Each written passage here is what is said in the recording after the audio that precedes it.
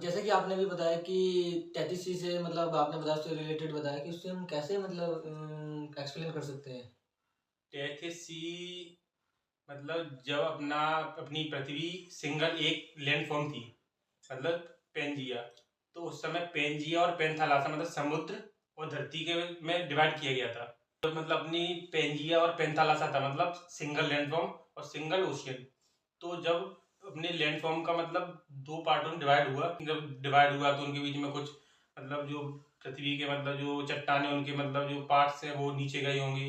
कुछ मतलब जो अपने क्या कहते हैं, जो पेड़ पौधे वनस्पति है जीव जंतु हैं, तो वो दबे उससे क्या क्रूड ऑयल मतलब जो नीचे अंदर गैसों का निर्माण हुआ। तो वहाँ पे मतलब धीरे धीरे करके फिर नदियाँ थी, उनका ढलान स्टार्ट बढ़ा, तो वहाँ पे रोड होकर जो मटेरियल पहुँचता गया, मतलब जियो जियो स्टेशनरी ऐसे कुछ बोला जाता है।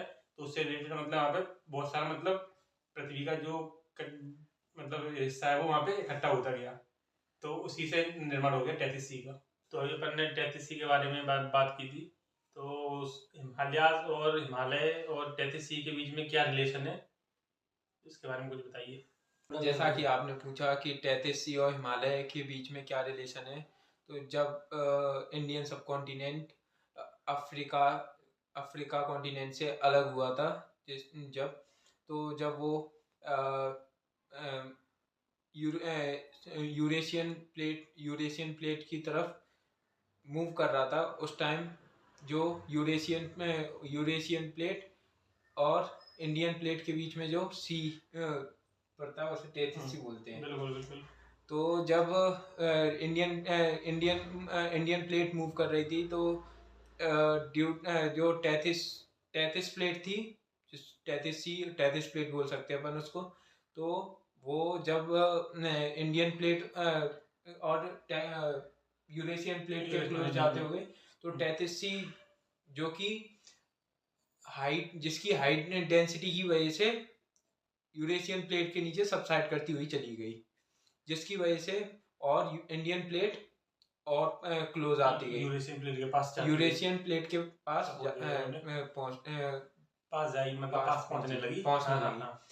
जिसकी वजह से जो इंडियन प्लेट का सबसे पहले इंडियन प्लेट यूरेशियन प्लेट से Indian plate eastern western side से यूरेशियन प्लेट से टकराई, जिसके बाद धीरे धीरे ईस्टर्न पार्ट मूव करने लगा यूरेशियन प्लेट की तरफ। Okay okay.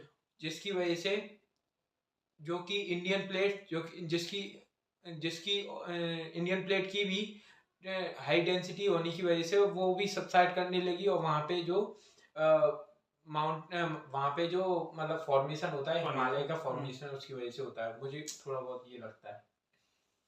बिल्कुल आप सही बोल रहे हैं, लगभग ऐसा ही है। लगभग क्या, पूरा ऐसा ही है। बस इसमें ये है जो मतलब जब मतलब अपना यूरेशियन प्लेट है और जो अपनी इंडियन प्लेट जो आई है अपने अफ्रीका से टूट गई। तो यूरेशिया प्लेट अपने जो जब दो पार्ट हुए थे पेंजिया के, तो जहाँ वहाँ पे जो 33 मतलब सी बना था वो 33C था। उस जगह पर कोई भी मूवमेंट नहीं हुआ था। तो जब इंडियन प्लेट अफ्रीकन प्लेट से टूट के उस साइड पे आई, तब उस स्पेस को फुलफिल किया गया। तो इसलिए वहाँ पे अपन 33C बोलते, क्योंकि नहीं आप बोलते कि 33 तो स्टार्टिंग में बना था। तो जब यूरेशियन प्लेट मतलब से टकराई अपनी इंडियन प्लेट, तब तक तो 7 कॉन्टिनेंट बन गए थे, तो फिर वहां पे 33C कैसे रहा? तो इस वजह से उस जगह पर कोई मूवमेंट नहीं हुआ था। वो मतलब स्पेस उस समय से ही खाली डला था, मतलब नॉर्मल जो सी फ्लोर था वही था, मतलब आखिरी प्लेट कहीं इधर उधर नहीं गई थी। इस वजह से वहाँ पे 33C बोलते हैं। और धीरे धीरे करके जियो श्रिंक्लाइन जिसे अपन बोलते हैं, मतलब जो मलबा होता है, मतलब पूरा जो नदियों के द्वारा लेकर आया जाता है और समुद्र में इकट्ठा हो जाता है, तो वो मलबा धीरे धीरे वहाँ पे बहुत ज़्यादा इकट्ठा हो गया। जिसके बाद में इंडियन प्लेट उसके पास पहुंची, तो उसका मतलब दबाव के कारण उनमें मतलब प्रेशर क्रिएट हुआ। प्रेशर क्रिएट से वो ऊपर की ओर उठने लगी। और कुछ सपोर्ट तो इसका था हिमालय बनने में, और दूसरा सपोर्ट था वो कम मतलब इंडियन प्लेट है उसका सबडक्टिंग होना, जो कि आगे चल के वॉल्केनिक इरप्शन हुए, जिससे कि और फॉर्मेशन बढ़ा आगे की। जो कि हमें लद्दाख वाले मतलब लद्दाख रेंज में और क्या कहते हैं जास्कर रेंज में अपन को इसके अवशेष मिलते हैं, कौन से वॉल्केनिक इरप्शन के। और उससे पहले जो शिवालिक रेंज है वहाँ पे अपन को 33C वाले जो जो भी मतलब उसके पार्ट्स हैं या क्या बोलेंगे उसको। पर जैसा आप बोल रहे हैं, पर हिमालय रेंज में तो मुझे जहाँ तक पता है कोई वॉल्केनो इरप्शन होता ही नहीं है। वर्तमान में नहीं होता। हमने बोला था कि मतलब जब सबडक्टिंग हो रही थी, जब कन्वर्जेंस हो रहा था, उस टाइम पे वॉल्केनिक इरप्शन हुए थे, जिससे कि वहाँ पे अपन को लद्दाख रेंज में ऊपर की साइड में मिलती है, तो जो हाँ तिब्बतन प्लेट के पास मिलती है। उसके नीचे जो पार्ट मिलता है वो कैसा मिलता है अपन को, भुरभुरा मिलता है। वहाँ पे ना तो ठोस चट्टान नहीं मिलती अपन को। क्यों नहीं मिलती? क्योंकि वो जियोसिंक्लाइन मटेरियल से बने हुए है। पर तिब्बतन प्लेट पे फिर वॉल्केनिक फॉर्मेशन कैसे हुआ? क्या? फिर से बोली क्वेश्चन। तिब्बतन प्लेट पे वॉल्केनिक फॉर्मेशन कैसे हुआ? तिब्बतन प्लेट वॉल्केनिक नीचे जो अपनी एस्थनोस्फीयर है वहाँ पे प्रेशर क्रिएट हुआ, क्योंकि सबडक्टिंग हो रही थी। इंडियन प्लेट की जो ओशियन प्लेट रहती है, इंडियन प्लेट की ओशियन प्लेट पार्ट है, वो सबडक्टिंग करी, जिससे कि प्रेशर क्रिएट नीचे हो रहा था। तो प्रेशर क्रिएट होने के कारण सबडक्टिंग जिस जगह पर करती है उसके थोड़ी आगे जाकर वहाँ पे प्रेशर क्रिएट होता है, जिससे कि वहाँ पे वॉल्केनिक इरप्शन होने लगा। और उसका वॉल्केनो का मतलब जो लावा होता है उसका टेम्परेचर बहुत हाई होता है, जो कि प्रेशर के कारण ऊपर की चट्टानों को मेल्ट करता जाता है और ऊपर बाहर जाकर प्रेशर के कारण निकल जाता है, जिससे कि वहाँ पे शांति हो जाती है। अब आप बोलेंगे कि वहाँ पे अब वर्तमान में क्यों नहीं हो रहा है, जैसा कि अभी आपने थोड़ी देर बोला।